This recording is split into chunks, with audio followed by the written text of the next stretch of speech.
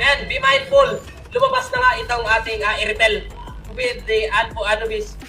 Personally, nakita ko yung prowess ng isang Iritel with using the yung bagong item kasi I forgot the name of the item. If you use your ultimate, you have a buff on your movement speed, which is a very good pick which is a very good item for the Iritel. I think ginawa talaga siya para sa Iritel. But Anubis and the Hayabusa for their core, they have a proper frontline now, which is on the face of the Lolita.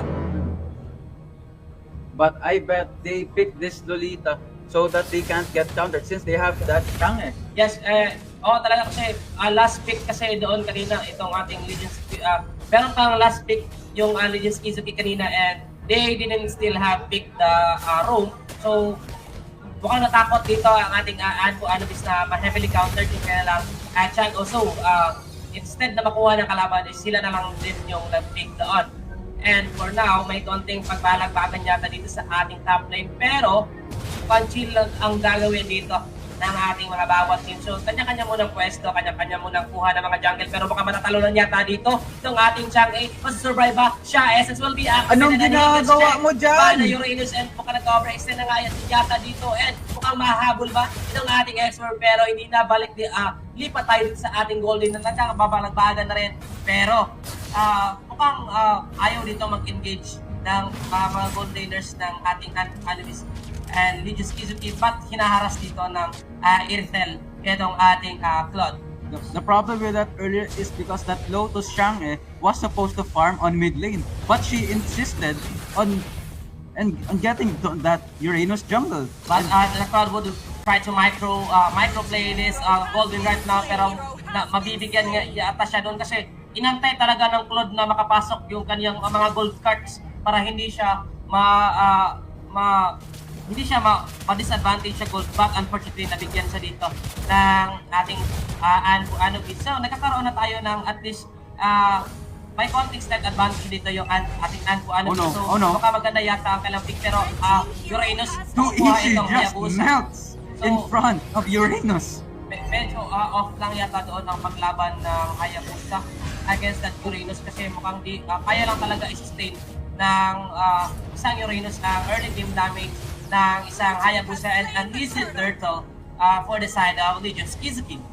And as far as we know, Legends Kizuki's marksman is a Cloud, so we won't be expecting any impact for this Cloud. This Cloud needs some items, for example, that corrosion and that golden staff, also that demon hunter sword. Yes, you're right, Ori. So ang spotlight dito ng ating Claude is mid-game to late game pa kasi alam na natin Claude is heavily reliant on a golden staff or at least on demon hunter sword. So he needs at least 1 or 2 items para maka-dish out ng enough damage dito sa ating Anubis using that blazing duet.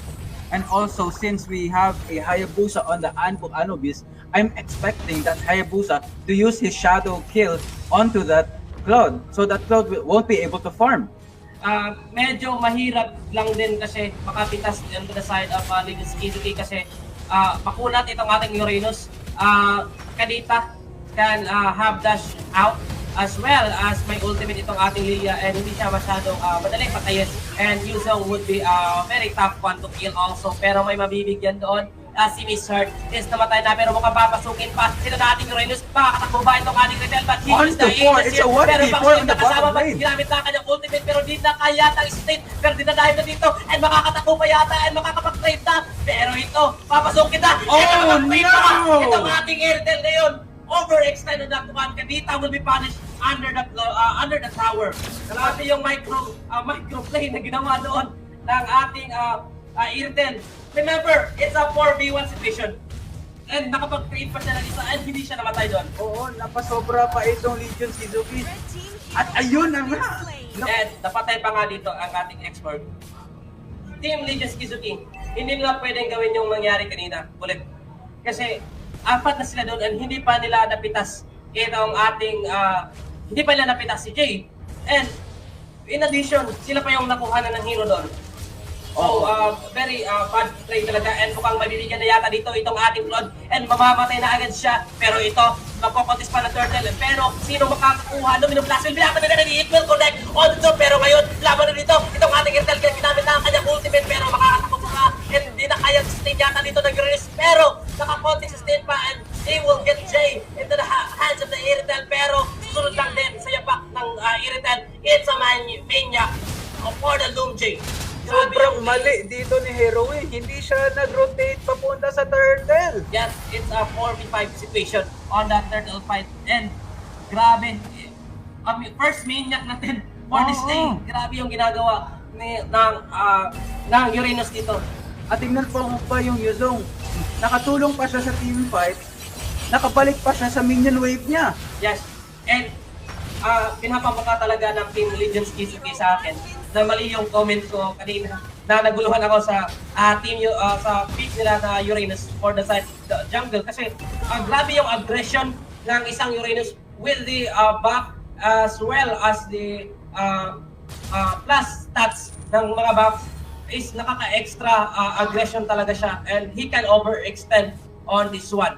And as long as that Uranus has that 20 stacks passive and uses that consecration as that ultimate, that Uranus will be able to live and tank that heavy damage. Okay, so Uranus right now has 90% kill participation. So isang kill lang ang hindi niya nasamahan kasi 7 kills na siya dito which is a very good thing for a core and baka mabibigyan yata dito itong ating Lolita and he will fall down on the hands of Loom J. Loom J right now is on fire. And with that rejects maybe 1-2-1 on that KD, but it's a perfect entry for that blazing duet. Yes. Grabe naman, pero ito ating Irtel ngayon. Ito, tatalo na, Raps will be activated and at ages will not be enough. Pero mukhang mag-micro, yata dito. Itong ating kanita. Grabe, magic sarap. Para patayin itong ating kanita. Napakagandang follow up pa yun ni Lotus. May magic sarap pa yung Chang'e niya. Akala ko mamamatay na yun si Jay. I do believe this Irtel would be scary later. Kasi ngayon, wala pa siyang masyadong items and he does playing that one very well. Kasi for sinasabi natin kanina, rough waves,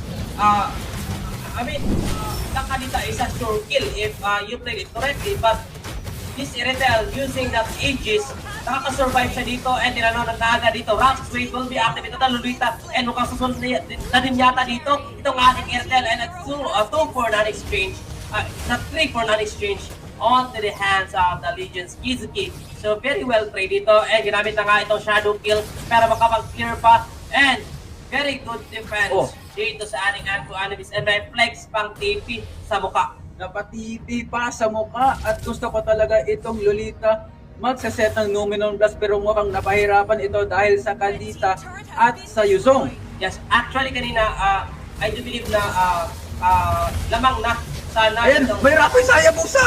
Yes, and nabigyan niya din yung Hayabusa doon. Very good positioning galing sa kanita. And talking about kanina, I do believe na panalo sana yung Anko Anubis sa last turtle fight kasi nakapag-set ng Luminum Blast itong si Miss Heart onto 3 heroes. But unfortunately, grabe yung sustain na ginagamit ng grabe yung sustain coming in from our Legion's Kizuki. So ito, tamang clear lang dito itong ating mga bawat team. So Miss Heart would really need some items here kasi mukhang hindi niya kayang i-sustain na yung damage galing ito sa Legion's Kizuki. Pero ito, ginamit na yung magic sarap para palayuin itong Legion's Kizuki. And as of right now, we are still in the middle game. 4K gold lead in 8 minutes for Legion Kizuki. And looks like they're going to push this top lane and mid lane. But the Lord, it's going to respawn in 10 seconds. Let's see if Anpo will be going to initiate this Lord fight or will they be going to sit back and just defend their towers. So for me, pwede itong ibigay na lang muna ng Anpo Anubis. Level 1 Lord pa naman yan and they have the ultimate of Chango to defend the first Lord of our game. Kasi meron din naman kasi silang Luminum Blast as well as the fiery damage of an expert. So they can easily melt down itong ating Lich Kizuki, pero mukhang napalayo na din yata dito itong ating Yuzong kasi mukhang maliit na ang kanyang buhay. And may palagpabang gagawin, sinanaka dito itong ating Resemen may stand, pero mukhang magbaback din yata itong Anpu Anubis kahit maliit na ang buhay ng Lich Kizuki kasi alam nila and kaya nilang respetuhin ang damage na pwedeng gawin ng isang ng Lich Kizuki. And ito na nga, habang nangyayari ang may kaunting laban na nangyari, nakuha nila ang Lord of our game. Pero ito, Shadow Kill will be activated just to poke some damage here. But walang makukuha ang sagot itong ating Anubis. And looks like this Lord is going to march this top lane, and they're going to clear this mid. It looks like this won't be a perfect Oy, split. ito, Wrath Wave plus Petrify connecting into 3, pero hindi kukulangin yung damage. And Uranus right now will fall low, pero mukhang makakatakbo pa ba.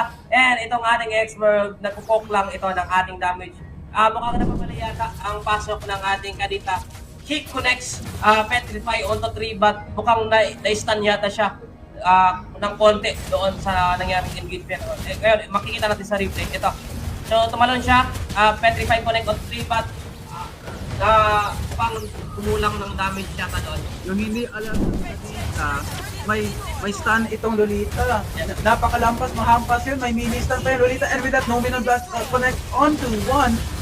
Pero ito, may laban na nangyayari ngayon, pero kulado na agad yung buhay ng ating Anubis. Pero buhay pa naman at kaya pang depensahan. Pero tamang layo na lang dito itong Lich Kizuki kasi hindi sila pwedeng mag-overextend, pero grabe lang din yung sustain. Coming from the Uranus, balik agad yung kanyang buhay into a full war. Pero ito, mukhang makakalabas na makakahinga ng konti itong ating Anubis. Tamang killer lang ng ating lanes. And looks like Legions can't clear this out because their rejects marksman is dead. Yes, and I do believe medyo mahirap na ito para sa Lich Kizuki kasi kapag hindi nakakakuha ng sure kill ito si H-Seal using that Kadita, wala na silang pwedeng gawin against that Jade. So, mukhang mahihirapan itong Lich Kizuki talaga na pumasok sa base ng ating Anubis. Yes. The keys to this game for Legions to win is Sir Astor or that Yuzong has to invade that backline, and also H-Saya to invade with the rough waves in order to kill that J marksman Irithel. And mahirap din kasing pasukin yung ating Anubis kasi itong ating Chang'o has grabe yung range niya. So kung papasukin mo siya, mapapalalim ka talaga, and if you fail killing that Chang'o, you will die easily. And speaking for the Chang, this Chang again is just annoying because it will just clear those waves. Okay, so ito na, expert silang bigyan pero mabubuhay pa kasi meron pa namang Firaga armor na magpapas, and good utilization Firaga armor para makapag-blink out doon sa ating wall. Okay, so medyo nahihirapan nitong kulang pa ng konti ang damage ng ating Anubis para makapalagpag.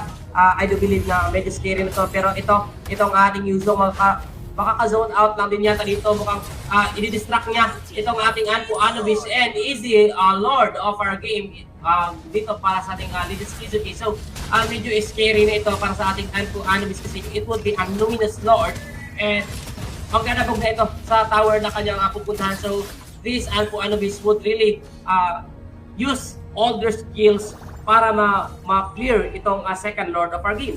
And the keys to this victory for Legions is not to make that mistake again. They have to patiently wait that Anubis will be caught off guard and will not be paying attention to that bush. Yes, and ito na nga, speaking of paying attention to the bush, nabigyan doon si H-Seal na pumapwesto. Mukhang alam nila, uy, eto, mukhang pupwesto naman yata dito yung Kadita kasi if I would be Anubis kasi, and alam mo kung saan na din kasi yung mga pwedeng pwestuhan ng isang Kadita, and ito na nga, itong Lord na pamarcha na sa ating top lane at kumakatok na sa pintuan ng ating Anubis, pero itong ating Yuzong na ginagawang play doon sa ating bot lane, pero ito na, itong ating top lane, may magaganap na laban ito, Nominal Blast, ginamit na, and it will connect all the 3, and ma-shutdown dito, itong ating Uranus as well, sumunod na din dito ang ating tamang back lang dito, ang ating Yuzong.